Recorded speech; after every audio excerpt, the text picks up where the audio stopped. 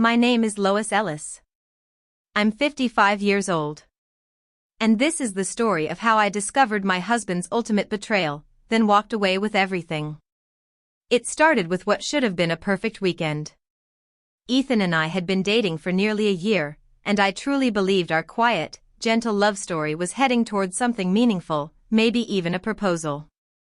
We'd met on a dating app when I turned 50, after decades of putting my career first. I'd spent over 2 decades as a business director at a financial firm in Austin, always the first to arrive and last to leave. I wasn't flashy. I wasn't wild. But I was stable, smart, and finally ready to love again. Ethan seemed perfect, older, established in real estate, with the kind of warmth that made you feel like you were the only woman in the world. His voice was deep, his smile disarming, and he claimed to understand me in a way no one else had. My ex-wife was too focused on her job, he once said. I want peace, home, warmth. That line tugged at the parts of me that had grown tired of solitude. He was attentive. Thoughtful. The kind of man who pulled out your chair and remembered how you liked your tea. But it was all a mask. And I didn't realize that until the day he pulled up to my house for our romantic Lake Travis weekend getaway, with 2 strangers in the back seat. From the back of his SUV stepped out a woman dressed like she had time-traveled from a 1980s soap opera, loud floral prints, bright red lipstick, and enough perfume to suffocate a small animal. And next to her, a girl who couldn't have been older than 10, eyes glued to a handheld gaming device. I blinked, confused. Ethan, who are they? He grinned, as if this wasn't some twisted joke. Oh, this is my mom, Charlotte. And my daughter, Chloe. Daughter? Mother? I felt my legs weaken. I'd spent 12 months with this man. 12 months of shared dinners, Sunday walks, quiet kisses. Not once had he mentioned having a child. Or a mother who, from the moment she stepped onto my lawn, looked me up and down like I was dirt on her shoe. Charlotte's smile was razor thin. So, you're Lois? Ethan said you were simple, but I didn't think you'd be this plain. We Carters usually have big eyes and sharper features. Chloe didn't look up from her screen. I tried to smile. I tried not to collapse right there on the driveway. But inside, something was breaking. Ethan waved it off. Come on, don't make a fuss. It'll be fun. A little family trip. Family? We got in the car. I sat in silence the entire drive. My heart raced with questions. Why did he lie? Why did he hide this part of his life? Was this some kind of test? A mistake? Maybe he just panicked Dan. No.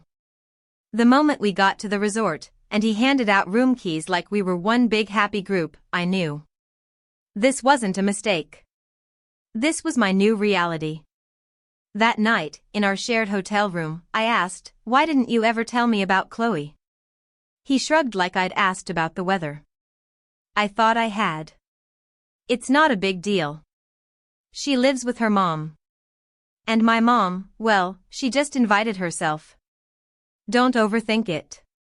The next night, in front of hotel guests, waiters, and a live string quartet, Ethan stood up, raised a glass, and proposed. Lois, will you be my wife? The room clapped. Charlotte beamed. Chloe didn't care. And I said yes. I didn't even know why. Maybe it was the eyes on me. Maybe it was the fear of being alone again. Or maybe I still hoped that this version of life, this messy, disjointed, chaotic version, could somehow be salvaged. The wedding was rushed. Charlotte planned it like she was starring in a reality show. Chloe didn't even pretend to smile. I moved into the house Ethan bought with his ex-wife, a cold, sterile place with more glass than warmth.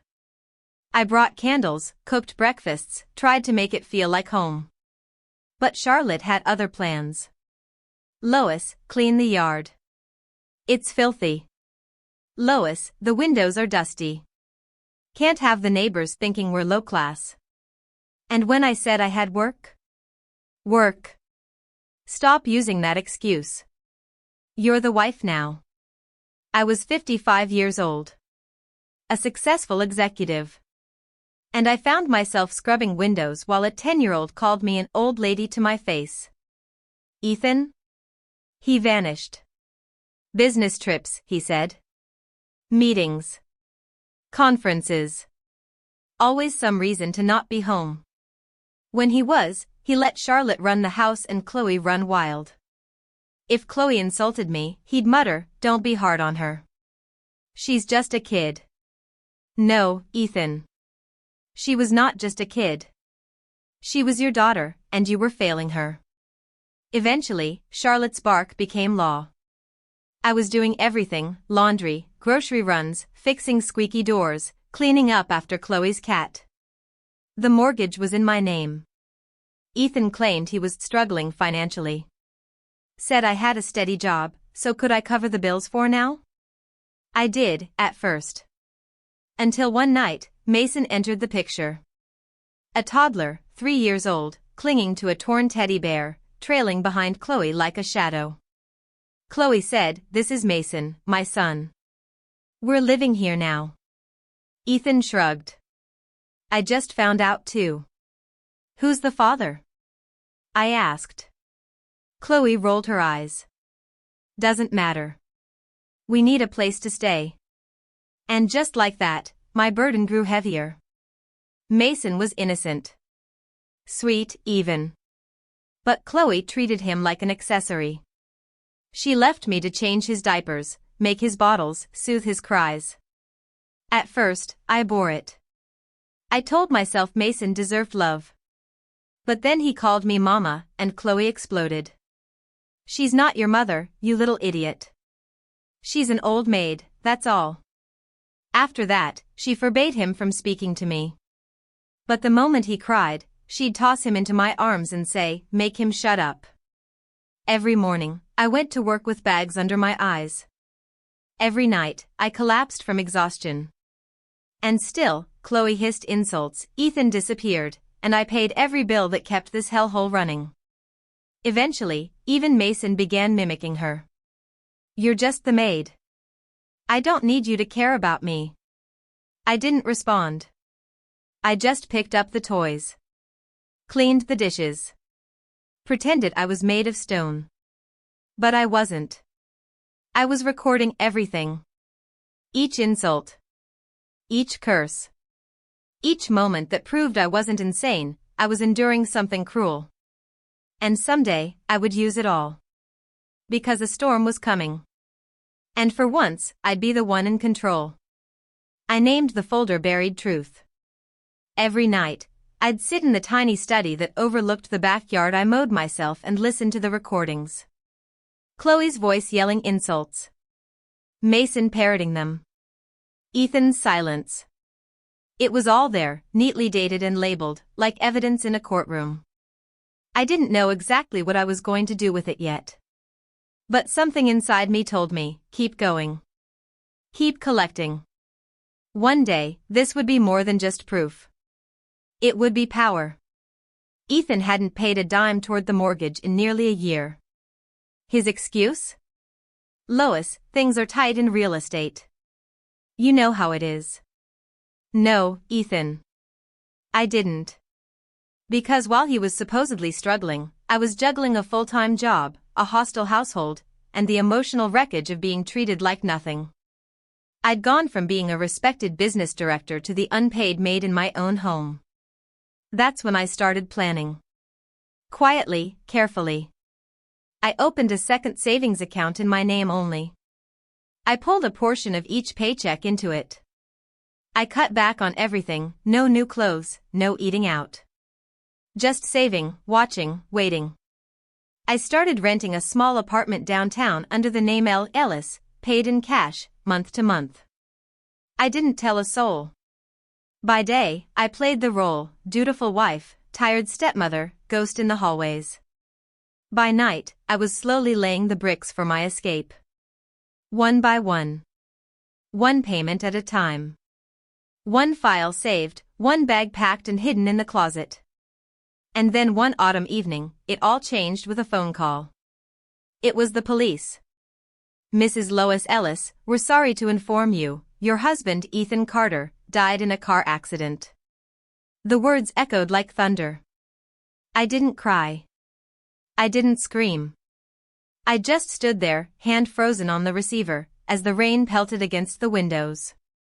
The officer gave me directions to the morgue, said I'd need to identify the body and handle next of kin duties. Ethan was gone. Just like that. The next morning, I drove to the hospital in stunned silence. I stared at his face behind the glass. He looked peaceful. As if he hadn't just destroyed a life. The nurse handed me a small plastic bag of his belongings. Keys. Wallet. And his phone, miraculously unharmed. I sat in my car in the hospital parking lot for a long time. Just holding it. Then, I powered it on. I shouldn't have. But something deep in my gut told me the truth was waiting. And sure enough, it was. Hundreds of messages. Her name was Delilah. A real estate client. But the photos said otherwise, him kissing her in a hotel suite, selfies over candlelit dinners, text after text of affection and plans. And then, the final message. "Tonight I'll be with you. Lois doesn't suspect a thing." My fingers went cold. My lungs tightened. The night Ethan died, he was on his way to her. Not a business meeting. Not a late showing. To her. All those times he said he was traveling? He was with her. Lying. Laughing. Sleeping in her bed while I cleaned his home and paid his bills. Something broke inside me, but not the way you'd think. It wasn't grief. It was freedom. I returned home with Ethan's phone in my purse and a silence that terrified Chloe. "Where have you been?" she snapped when I walked through the door. "There's so much to do.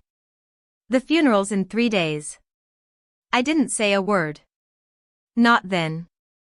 I went upstairs, locked my bedroom door, and opened my laptop. Step 1. Transfer the contents of Ethan's phone to my personal drive. Step 2. Call my lawyer. Step 3. Pack. All night, I moved quietly. Years of being ignored had taught me how to disappear in my own home. I folded the clothes I'd wear in my new life. Packed photo albums of my late father. Financial records. Legal documents. I left behind everything Ethan had touched, every gift he'd ever given me, every shirt he had once worn. I wanted none of it. By sunrise, my belongings were gone. The movers arrived 2 hours later and took everything I had boxed to the new apartment I'd been secretly paying for. As they loaded the last of it, Chloe came downstairs, bleary-eyed and confused. "What's going on?" I looked at her. Calm. Cold. Free. "I'm leaving." "You can't just leave." "The funeral, Mason, me, what are we supposed to do?" "That's not my concern anymore." Her mouth opened and closed like a fish gasping for air. "You can't do this. Dad's dead." I paused, turned around, and stared straight into her eyes. "Yes, he is. And you buried your chances with me a long time ago." I walked out. The house I'd paid for, the life I'd been forced to maintain, it all faded behind me like a nightmare ending. My lawyer filed the house transfer the same morning. It had always been in my name. The mortgage, every payment, every bill. Ethan never paid a dime. Now it was up for sale. And Chloe had nowhere to go. She blew up my phone. Dozens of missed calls, texts, voicemails. "You abandoned us. You heartless witch. You owe me." I didn't answer. I was sipping tea in my new apartment, the one with sunlit windows and silence I could finally enjoy. I didn't owe her a thing. But the revenge wasn't over yet. I still had one final chapter to write, and I was going to let the entire family hear it. The day of Ethan's funeral arrived, but I was nowhere near the chapel. Instead, I sat by the window of my new apartment, mug of chamomile tea in hand, watching the sunlight spill across my hardwood floors. For the first time in years, I wasn't being yelled at, dismissed, or ignored. The air felt clearer. My mind felt sharper. I felt alive. My phone buzzed. Again. Chloe's name, flashing like a warning. She had called 37 times that morning alone. Lois, where are you? You're supposed to be handling the funeral. People are asking questions. She didn't realize that while she was shouting at the funeral director and probably barking orders at caterers, I had already moved the final chess piece into place. I'd spoken to Ethan's brother, Robert, the night before. I knew he would be there, sitting in the front pew, probably confused by my absence. I also knew that if I didn't say anything soon, Chloe would spin a version of the truth that made her the victim. So I made a decision. At precisely 12:32 p.m., 20 minutes before the eulogy, I called Robert. He answered with a breathless, "Lois, where are you?" "People are starting to talk." "I'm ready to explain," I said calmly. "But not just to you. Put me on speaker. I want the whole family to hear." There was a pause. "You're serious?" "Yes. Right now." Moments later, a video call connected. Robert's face appeared first, then panned to show the Carter family gathered in a circle, some in black suits, others clutching tissues. Chloe stood to the side, arms folded, defiant. I could tell she was ready to put on a performance. Too bad I had already stolen the stage. "Thank you all for giving me a moment," I began. "I know you're wondering why I didn't attend the funeral. Why I walked away. Why I'm not sitting there beside you today, dressed in black, mourning a man who just died." I took a breath. "But before you judge me, you deserve to know the truth." I held up Ethan's phone, the one the police had returned to me after the crash. "This is Ethan's phone. And these are the messages he sent to his mistress the night he died." I tapped the screen and read aloud. "Tonight I'll be with you. Lois doesn't suspect a thing. I want to wake up beside you, not her. You're everything I wish I'd had instead." Gasps. Murmurs. Karen, Ethan's sister, covered her mouth. A cousin whispered, "Oh my God." But I wasn't done. I didn't come to the funeral because I refused to pretend. Ethan was cheating on me. 4 months. Maybe years. While I paid his bills, raised his grandchild, and endured constant humiliation in that house, he was living a second life with someone else. Chloe jumped in, her voice shrill. "So what? Everyone makes mistakes. That doesn't give you the right to humiliate us today." I smiled faintly. "I'm not done, Chloe." Then, I opened my laptop and played the first recording. Her voice filled the room, cruel, arrogant. "You're nothing, Lois. Just a washed-up old woman. Don't touch my kid, maid. He's not yours. You're not family, you're just the idiot who married my dad." Then Mason's voice followed, young, cruel, mimicking. "You're just the maid. Ugly old lady." I paused the playback. The silence in the chapel was louder than any insult I'd ever endured. Chloe's face turned pale. You recorded me," she stammered. "I documented everything," I said. "Every time I was insulted, degraded, ignored." I kept going, quietly, until I could prove that I wasn't imagining the abuse. I needed someone to hear the truth. And now, all of you have. Robert spoke slowly, his voice filled with shame. "Lois. I didn't know. I'm so sorry." Karen nodded, her eyes glassy. "We believed Ethan was the one holding the family together. We had no idea you were the one holding everything up." I looked directly at the screen. "I didn't leave because I'm weak. I left because I finally remembered who I was. I paid for that house. I raised Mason when no one else would. I built my life brick by brick while being treated like nothing. And now I have everything. I ended the call. For a long time, I sat in the stillness, breathing deeply, trying not to cry. Not from grief, but from release. My phone buzzed again. This time, a text from Karen. We believe you. And we're sorry. It wasn't much. But it was enough. 3 days later, Chloe showed up at my apartment with Mason in tow. Her makeup was smeared. Her tone? Panic. You have to help us. Dad's gone. I can't raise him on my own. You're all we have. No, I said. She blinked. What? I was never yours to lean on. I was never part of your family, not really. And now, I'm not your crutch either. You can't do this, she shrieked. What about Dad's estate? His life insurance? You don't get to keep it all. I raised my eyebrows. Ethan left behind nothing but debt. You'll find that out soon enough. As for the insurance, those were my policies. My name. My payments. You're not entitled to a single cent. Chloe's jaw dropped. I stepped closer. The house? Sold. The money? Transferred. The peace I've earned? Priceless. Mason tugged at her sleeve. I'm hungry. She turned away, humiliated. I watched them go, her heels clacking against the concrete, Mason trailing behind like a ghost of the future she created. And I didn't feel hate. I felt peace. I had one. I wish I could say that after that confrontation with Chloe, she disappeared from my life entirely. But people like her don't let go easily, especially when they believe they're owed something.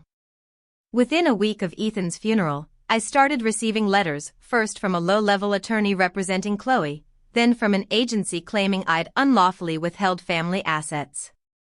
They were reaching. Desperate. I had done everything by the book. The house had always been in my name. The joint account had money I alone deposited. Ethan's life insurance policy? I had paid it myself, and I was the sole beneficiary. Still, I didn't panic. I called my lawyer. He chuckled when he saw the paperwork. Lois, they don't have a leg to stand on. But if you want, we can respond with a formal cease and desist. Or, we can do one better. One better? I asked. He gave me a knowing look. We can countersue for defamation, harassment, and emotional damages. I hadn't thought about that. For so long, I'd been in survival mode, just trying to breathe, to reclaim space for myself. But now, for the first time, I was considering something different. Justice. I leaned forward. Let's do it. What followed was weeks of gathering evidence. The recordings. The financial records. Photos of bruises from heavy boxes Chloe used to make me carry. Screenshots of texts she'd sent in the past, cruel things like, "Don't forget who owns the roof over your head, old hag," and Mason puked again. Clean it or leave. My lawyer built a case airtight enough to crush steel. But even before the papers could be served, something happened that made everything sweeter. Chloe got evicted. The same house she'd once lounged in while barking orders at me was now under contract with a new buyer. The new owners didn't want tenants, especially not a single mother with a long record of unpaid bills. Apparently, Chloe had racked up late utility payments and maxed out Ethan's old credit cards. One morning, while walking to my yoga class, I passed a cafe near East Austin. And that's when I saw them. Chloe. Slumped on a bench outside, hair unkempt, dark circles under her eyes. Mason stood beside her, wearing shoes too small and a torn hoodie. He tugged on her coat, demanding a muffin. "Old lady, I want that one. Buy it now." I paused. Chloe looked up and saw me. Her eyes widened. We stared at each other for a long second, two women who once shared a roof, a broken man, and a destroyed life. I thought she might come over, might scream again, might try to beg. But she didn't. She grabbed Mason's hand and pulled him away. And I just stood there, sipping my smoothie, feeling nothing but a quiet, resolute peace. Let her run. Let her fight shadows. I was done giving her anything, not attention, not anger, not pity. I'd given enough. In the months that followed, I rebuilt myself piece by piece. I sold Ethan's car. Gave away every item that reminded me of that hollow life.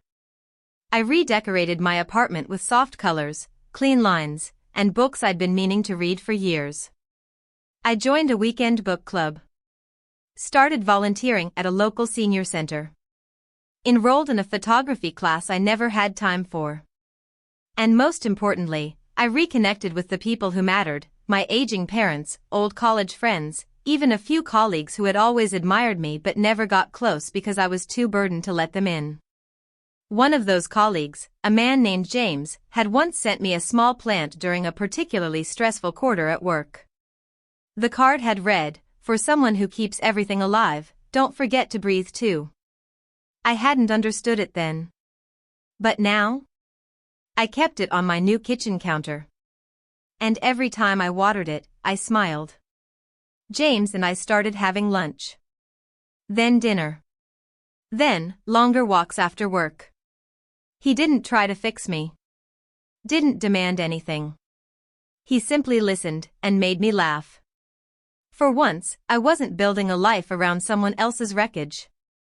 I was planting something of my own. Meanwhile, my case against Chloe went forward quietly.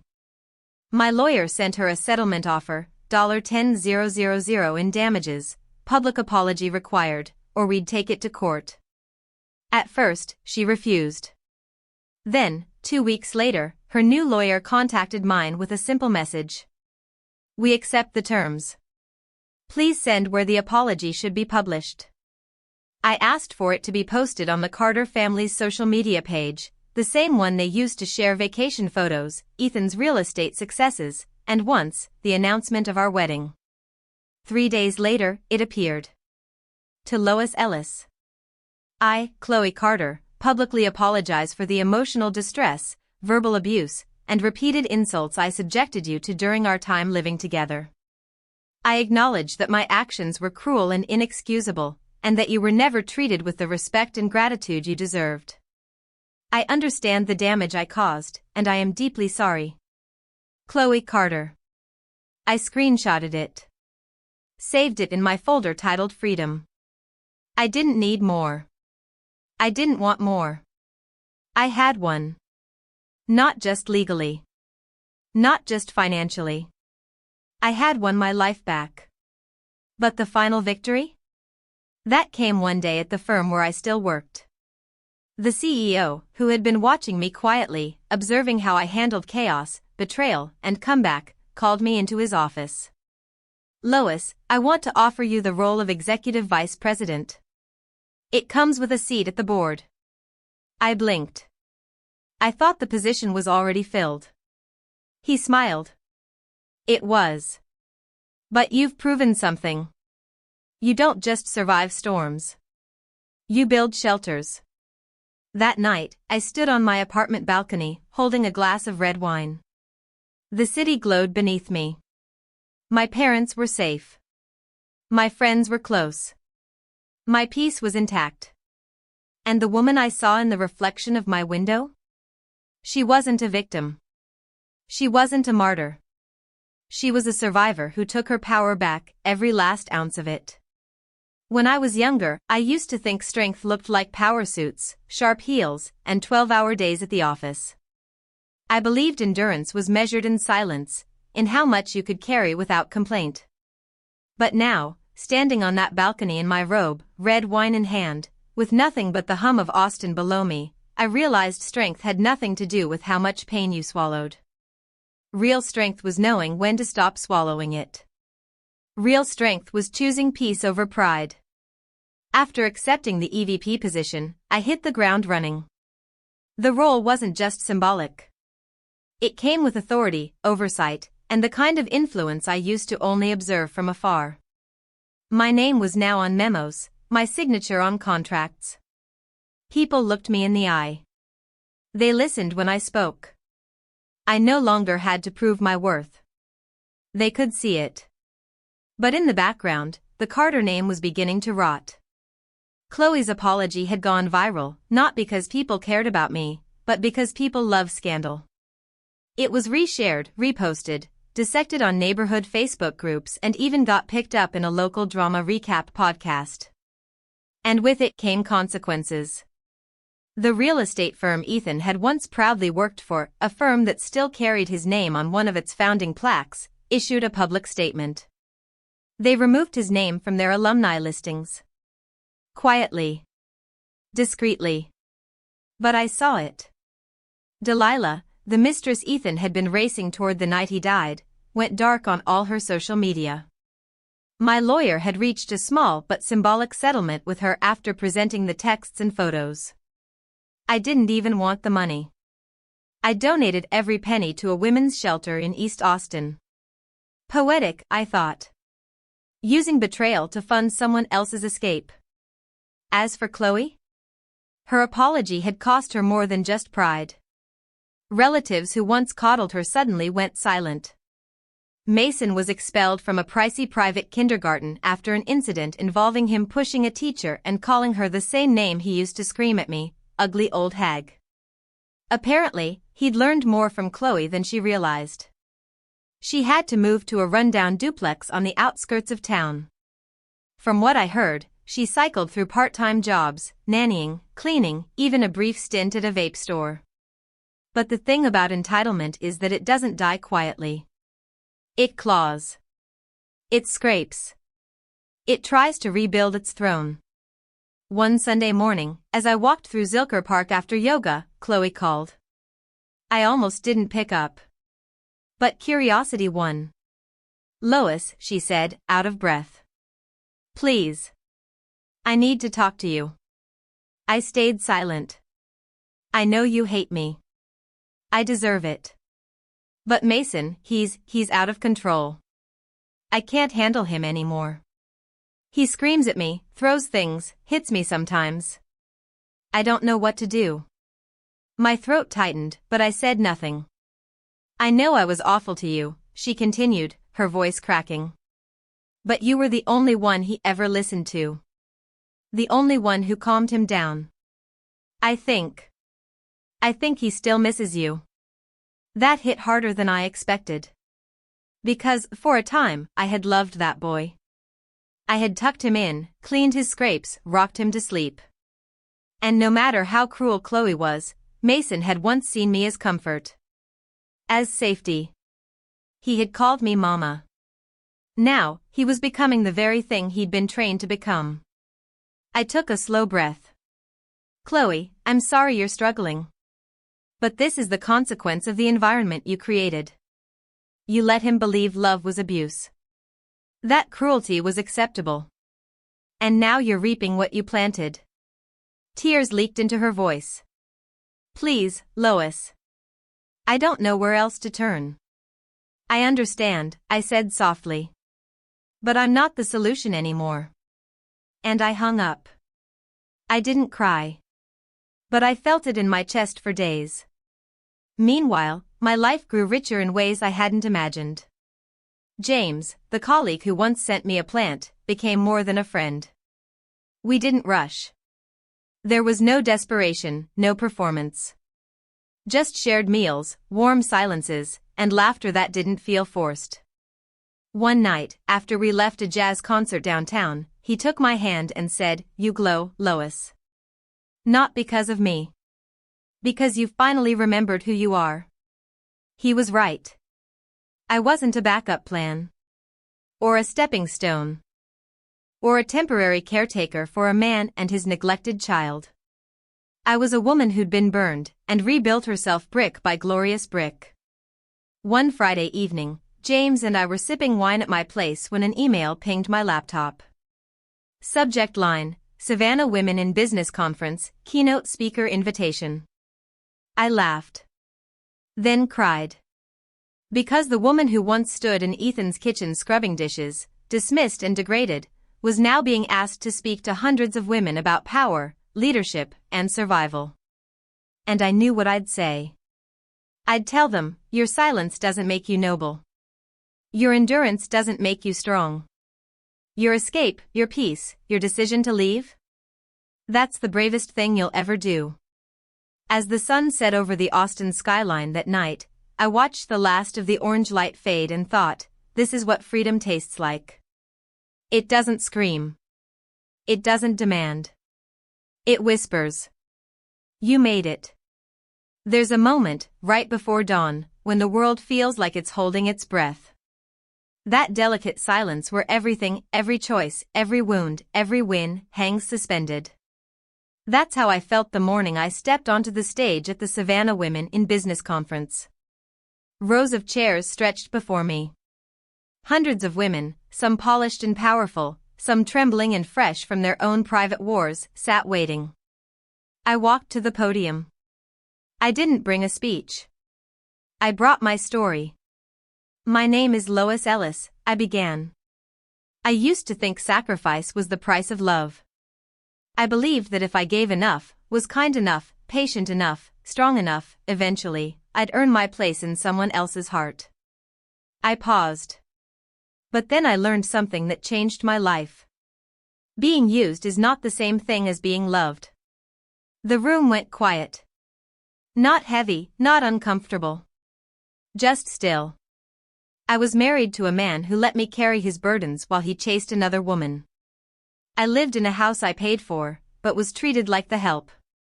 I raised a child who was not mine, only to be called useless by the people I fed, cleaned for, and cared for. Faces shifted. Some women nodded. Some lowered their eyes. They knew. I don't tell you this to gain your sympathy, I said.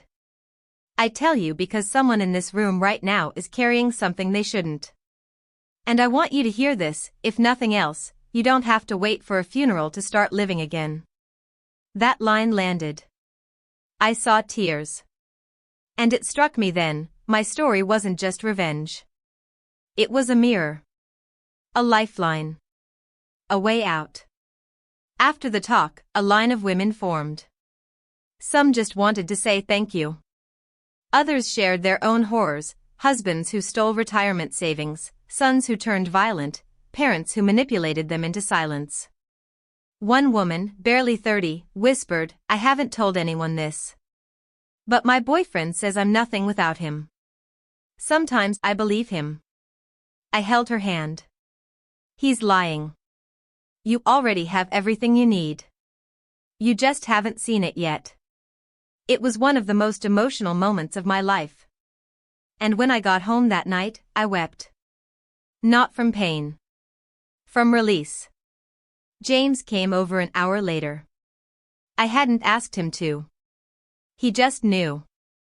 He brought Thai food and didn't ask questions. We sat on the couch, legs tangled, soft music playing in the background.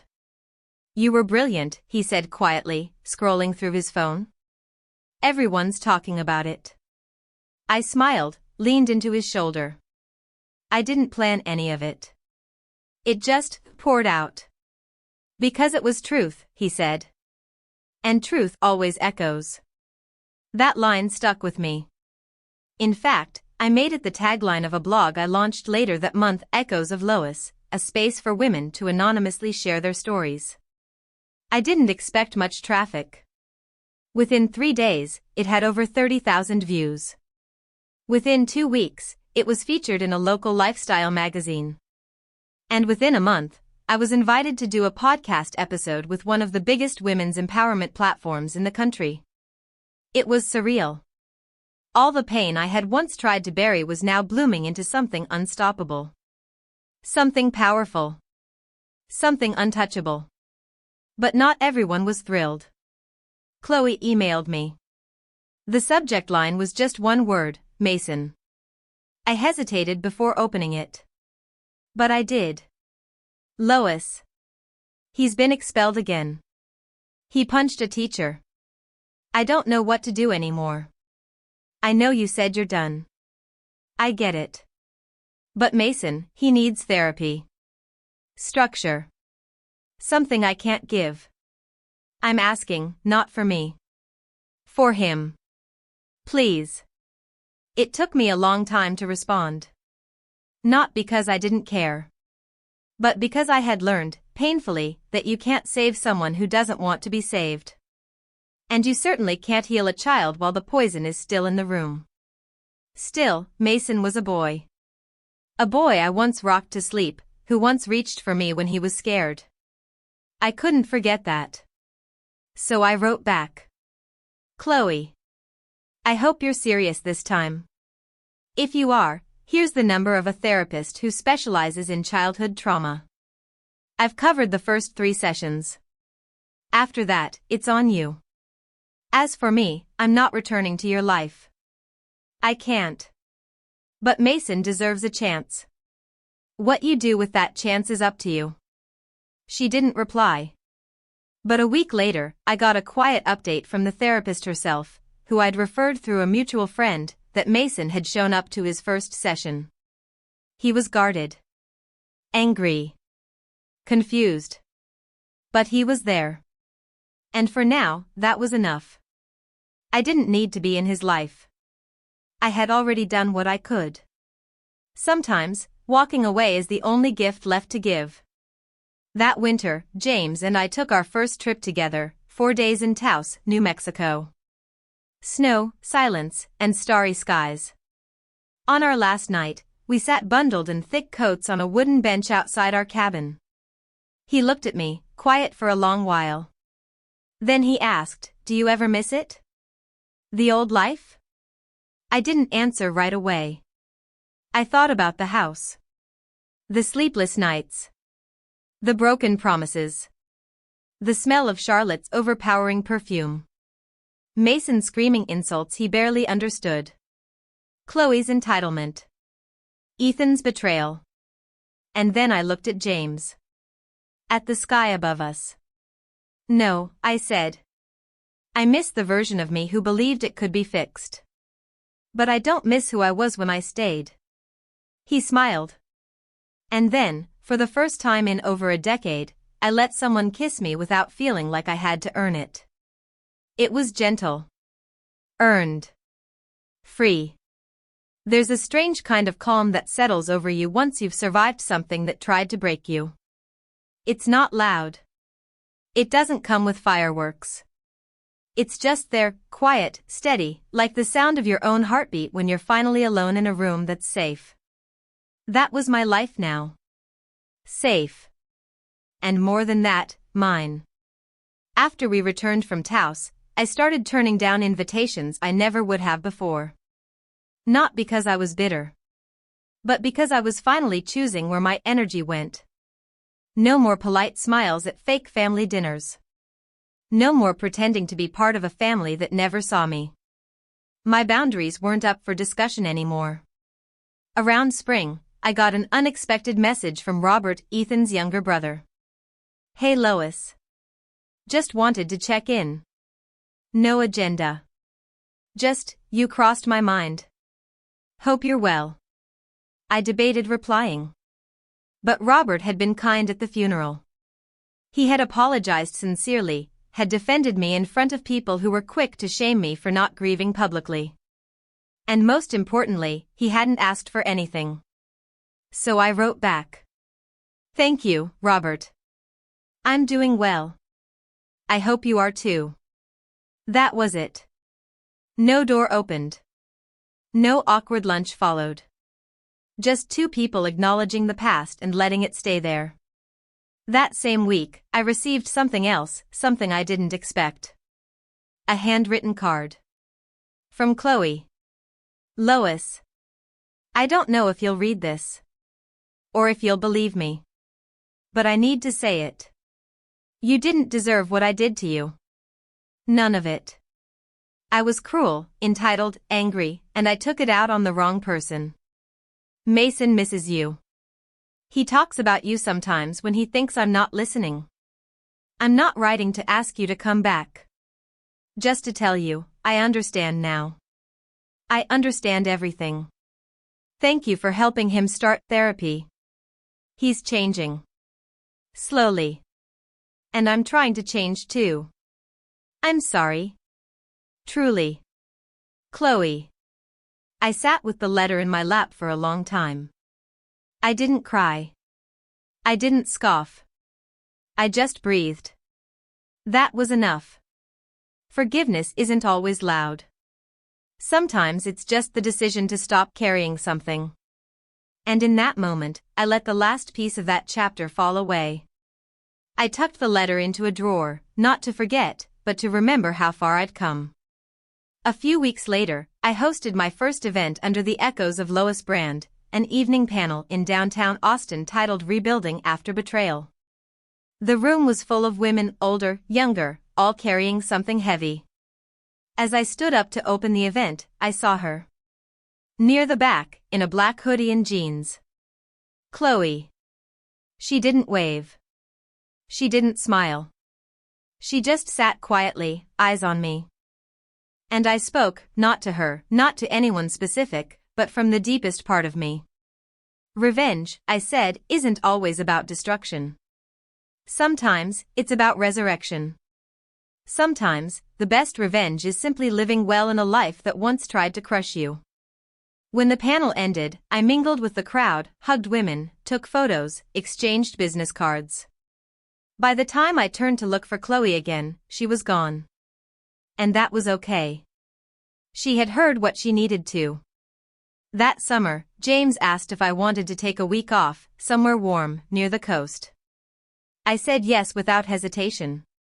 We booked a quiet villa on the Gulf. Mornings were for long walks. Afternoons for books. Nights for stars and wine and no talk of the past.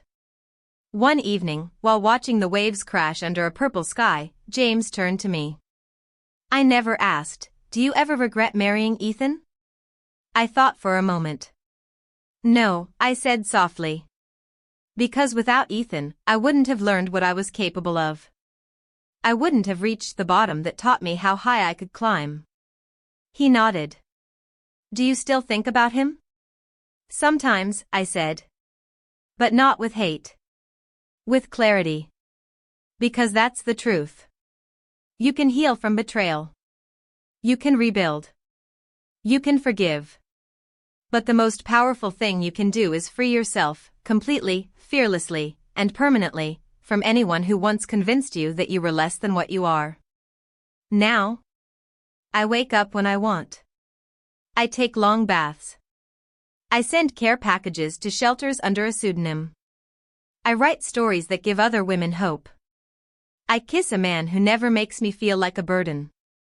And most of all, I sleep with the peace of knowing that I didn't just survive. I transformed. Because the day Ethan died wasn't the day everything fell apart. It was the day I stopped letting people decide how much I was worth. This is my life now. And I don't owe it to anyone but myself. What do you think about Lois's journey? Did she do the right thing by walking away and reclaiming her life? Let us know in the comments below, and if this story resonated with you, share it. You never know who might need to hear it. Thank you for watching Revenge Echoes, where stories speak louder than revenge.